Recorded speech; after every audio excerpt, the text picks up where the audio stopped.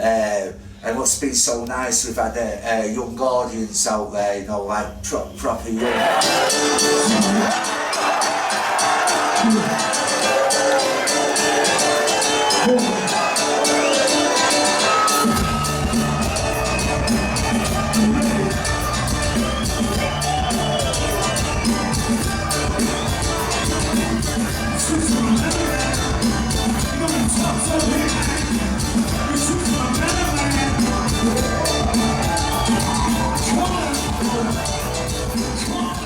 Really? Yes, indeed. Nice to meet you, mate. Nice to meet you. I'm a rock city Nottingham with legendary Happy Mondays and Black Grape Wild Man Pets. Hi, Bess, how are you? I'm very well, mate. Yeah, enjoying the shows. We just got over the halfway mark, and you got after about 15 days, you go through the pain barrier, and that's it. Now you're in for autopilot all the way. You're partway through the Happy Mondays Greatest Hits tour. Are you enjoying it so far? Yeah, it's been brilliant. The crowds have been really good, and what's been so nice, we've had a young audience out there, you know, like proper young. So we're picking up new fans. So I think all the festival dates and all that shit, what we've been doing, playing to audiences we've never seen, since finally paying off. This is my oldest son, Arlo. How do? How we do, everyone. But yeah, it's going really well and really enjoying it. And the band are on the best form they've been ever in, I think. Well, at 35 years old, where did you get the energy to do a 29-day tour? You don't want to know that, mate. If I told you that, everyone will be doing it. When you get together for a tour, is it just like the old days? Yeah, well, we've known each other since school days, you know what I mean? We all went to the same schools, so we've known each other for a long time, you know what I mean? Sometimes it's like being in a marriage what you don't want to be in, but somehow you persevere. That's the only best way I can describe it. But yeah, no, we're all getting on really well now. We're a lot older, more mature, and really appreciate what we've got, you know what I mean? Did you ever think you'd still be living the dream this far down the line? Well, you know what, I do this thing called Dancing on the Edge, and that requires a lot of dreaming, you know what I mean? But I'm so happy to be doing it. It's like an incredible achievement, really. Is that your phone there? Really not one. But yeah, it's I can't believe it myself sometimes, but like you say, you make your own bed and you've got to lie in it, and we're still going in it 30 odd years later. I'm not sure how many years. Since 1985 I joined the band, so it's been a while. Do you think there could ever be another Manchester sound revolution in the future? Well, you know what, we always hope so, because the youth are always ready there to take over, you know what I mean? And even though at the moment the record industry is not doing what it should do by supporting young people, young bands, they'll never kill youth culture. And there is already a Manchester scene going on, underground scene, so I don't think it'll ever die. But whether it'll get the exposure what we got in the old days, I don't know. You've recently been on a celebrity episode of Gogglebox with Sean. Would you be up for doing another? I think they want us back apparently, so we might do it another time. I just done a mastermind for the Christmas mastermind, and I found out I was no mastermind, which is like unfortunate. But I didn't finish last, and what it proved that footballers are fucking thick as fuck. Sorry, not all of them are, but I shouldn't have said that really, but it's true. We didn't get one answer right. I thought I was bad. You were also on an episode of Judge Ranch. Was that as fun as it was? Was that the court one? Yeah. Well, it was good because I won my case, you know what I mean?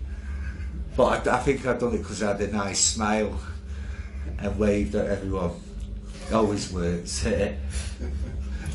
Paint My Ride UK stepped in to do up your blackout. Do you still have it? You know what? Unfortunately, the whole thing got stolen, and we managed to change, and I got everything back except the only thing I paid for, which is the engine and gearbox, because I put a Chevy small block engine in there, V8 engine, straight through exhaust, just had all the gearbox rebuilt, and that's what the whole thing, because I wanted, what the MCV did on it, it was alright, but I wanted no more of a hot rod with a roof shop and all that, like CZ Top sort of style. But yeah, I was gutted about losing the engine and the gearbox. I love that engine and gearbox. And we got it off a Chevy Bel Air. This fella, I bought a Chevy Bel Air off him for £4,000. And it's his pride and joy. And then he came and he seen what I'd done to his car, like fucking ripped it apart. And he's like almost trying, the fella. He's gutted, he sold me his car. I just wanted it for the engine, gearbox and back axle. With all the programs you've been on, have you forged some long-lasting friendships? The answer to that has got to be no. Like Big Brother, those of them were knobheads, you know what I mean, unfortunately. And yeah, definitely no. In your spare time, you're a beekeeper and a day brewer.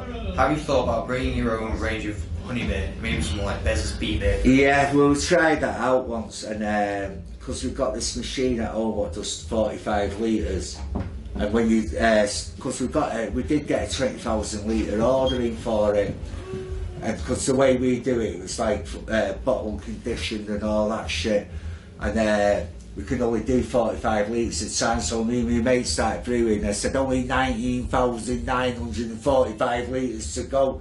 So we went to this brewery, and it was shite, you know what I mean? It weren't my beer. They put it through like a fucking, what's it called? Like, I forgot the thing, but it's fucking shit, you know what I mean? I gave up on that, so now we just brew for pleasure. Will you be going back into politics in the future? You know what? The politics thing really was about raising awareness about the fracking issue, which I know they said they banned it, but it's not a ban, it's a monetary delay whilst they look at making the industry safe, and so the Conservative can get more votes because they banned fracking, but they haven't, it's a delay on it. But the reason why I went into politics was to first of all raise awareness about the fracking issue, which we was really successful at. But politically, we've done really shit because no one got me politics, because I'm an anarchist, so I wanted to end the banking system, fucking make everything free.